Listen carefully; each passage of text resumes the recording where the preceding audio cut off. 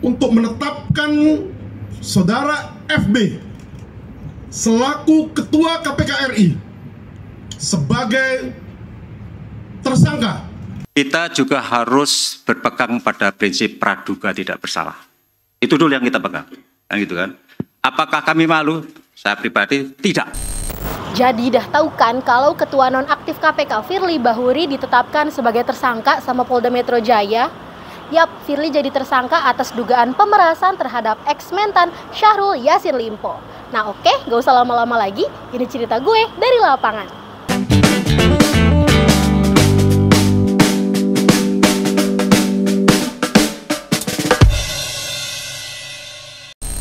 Jadi, Polda Metro Jaya ngumumin penetapan ketua nonaktif KPK Firly Bahuri sebagai tersangka.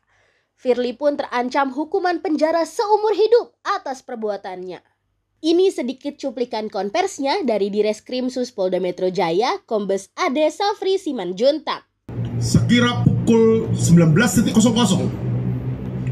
bertempat di ruang gelar perkara di Direskrim Sus Polda Metro Jaya telah dilaksanakan gelar perkara dengan hasil ditemukannya bukti yang cukup untuk menetapkan Saudara FB selaku Ketua KPK RI sebagai tersangka dalam perkara dugaan tindak pidana korupsi berupa pemerasan atau penerimaan gratifikasi atau penerimaan hadiah atau janji oleh pegawai negeri atau penyelenggara negara yang berhubungan dengan jabatannya terkait penanganan permasalahan hukum di Kementerian Pertanian Republik Indonesia pada kurun waktu tahun 2020 sampai dengan tahun 2023. Nah, gara-gara penetapan ini rame deh tuh KPK. Mulai dari pimpinan KPK lain yang buka suara hingga mantan-mantan elit KPK kayak Abraham Samad sama Novel Baswedan yang datang ke KPK buat ngucapin selamat nih ke pegawai lainnya sampai nih ya cukur gundul sebagai tanda syukur. KPK juga gelar konvers nih untuk menyampaikan sikap atas penetapan status tersangkanya Firly. Dalam kesempatan itu, Wakil Ketua KPK Alexander Marwata bilang kalau lembaga anti rasuah ini menghormati proses hukum yang berlangsung di Polda Metro Jaya. Nah juga nih ya, Alex juga bilang kalau Firly pas saat itu masih sangat aktif, bahkan ikut rapat juga nih dan kerja kayak biasa aja gitu. Tapi nih ya, yang seru kalau kata gue mah, itu pas Alex bilang kalau secara pribadi dia nggak malu. Karena apa nih, kok bisa nggak malu? Nah, simak dulu nih statementnya. Dan sekarang Ketua KPK pertama dalam sejarah Indonesia, sejak KPK berdiri 2023, pimpinan KPK menjadi tersangka korupsi. Yang ingin saya tanyakan, apakah ada permohonan maaf dari KPK kepada masyarakat? Atau rasa malu kepada masyarakat? Sekali lagi, itu yang ingin saya tanyakan. Ya, kita juga harus berpegang pada prinsip praduga tidak bersalah. Itu dulu yang kita pegang, kan gitu kan? Apakah kami malu? Saya pribadi tidak. Ya, karena apa? Ini belum terbukti, Ya, Pak Tanak, kasus Pak Tanak di Dewas dinyatakan tidak terbukti. Itu yang harus pegang. Masyarakat menilai, masyarakat dasarnya apa? Kan begitu. Tetapkan tersangka, oke.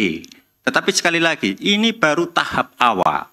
Nanti masih ada tahap penuntutan dan pembuktian di persidangan. Itu yang teman-teman harus kawal, monitor, ikuti bagaimana proses ini berjalan di Polda. Tidak berhenti di sini. Tidak berhenti pada penetapan tersangka.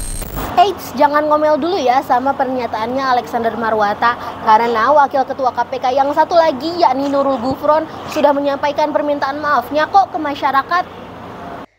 Saya sebagai salah satu dari pimpinan turut bertanggung jawab dan karenanya meminta maaf kepada segenap bangsa Indonesia atas peristiwa tersebut yang telah menimbulkan kegaduhan dan hampir mengikis harapan pada KPK untuk menjadi garda pemberantas korupsi. Tahu nggak sih, jadi setelah konvers nih ya, datanglah tuh rombongan mantan pegawai KPK seperti mantan Ketua KPK Abraham Samad hingga mantan penyidik KPK Novel Baswedan. Mereka nih ngungkapin rasa syukur di lobi. Terus juga nih ya, Samad juga mengapresiasi pihak kepolisian karena udah ngebongkar kasus ini dan berharap biar Firly cepet-cepet ditahan deh. Pertama-tama kita bersyukur ya kepada Allah Subhanahu wa taala sudah membukakan mata kita semua. Ya, sehingga kejahatan yang selama ini dibungkus oleh Firly bisa terungkap. Kemudian yang kedua, kita mengapresiasi Pak Kapolri yang sudah berani menetapkan Firly sebagai tersangka.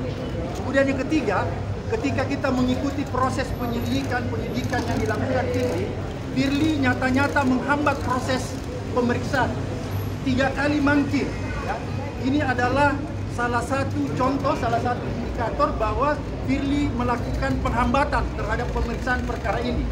Oleh karena adanya indikasi menghambat jalannya pemeriksaan yang nyata-nyata tidak bisa lagi dibantah, maka sudah cukup bukti dan alasan untuk Kapolri atau kepolisian dalam hal ini untuk segera mengeluarkan surat penangkapan terhadap Firly. Kenapa Firly harus ditangkap? Agar supaya dia tidak melarikan diri, dia tidak mempersulit jalannya pemeriksaan, dan dia tidak menghilangkan alat bukti. Karena kalau hari ini atau kapan saja Firly tidak ditangkap, maka yang terjadi dia akan menghambat jalannya pemeriksaan ini, atau bisa juga dia melarikan diri. Oleh karena itu, sekali lagi kami mohon kepada pihak kepolisian untuk segera mengeluarkan surat penangkapan kepada Firly agar supaya Firly segera dibawa ke kepolisian dan dilakukan pemeriksaan. Setelah dilakukan pemeriksaan, Firly harus segera ditahan. Karena itulah mekanisme yang harus dilalui dan dijalankan oleh Firly. Gak berhenti di situ, Abraham Samad sampai Novel Baswedan pun cukur gundul di halaman depan gedung KPK.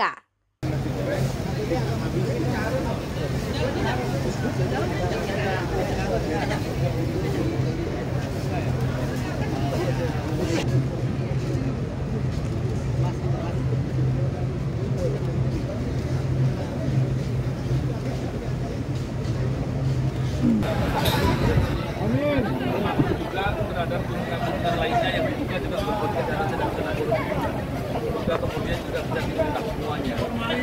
Dan pola kejahatan yang dilakukan ini tentunya tidak mungkin bisa dilakukan sendiri. Maka saya yakin ada pihak lain yang terlibat dan itu harus diungkap. Nah, pas tanggal 23 November itu, SYL juga kelihatan di Gedung Merah Putih KPK nih. Wartawan pun nyerbu SYL buat minta tanggapan terkait status tersangka Firly. Bapak, ini kan Pak Bahuri sudah menjadi tersangka, Pak. Ini ada di kepada Bapak Ketua proses hukum ini. Nah guys, akhirnya keluar juga nih keputusan Presiden atau Kepres soal pemberhentian sementara Firly Bahuri. Presiden Jokowi juga udah nunjuk Wakil Ketua KPK Nawawi Pomolango sebagai Ketua sementara KPK. Penunjukan itu ditandai dengan penandatanganan keputusan Presiden atau Kepres nomor 116 tanggal 24 November 2023. Ya, jadi gitu guys cerita soal keramaian di KPK pas tanggal 23 November sehari setelah Firly ditetapkan sebagai tersangka sama Polda Metro Jaya. Gimana nih menurut kalian? Tulis pendapat kalian di kolom komentar ya. Nanti gue bakal balik lagi dengan cerita-cerita seru lainnya. So stay tune di YouTube cerita dari lapangan kompas.com ya. Bye bye.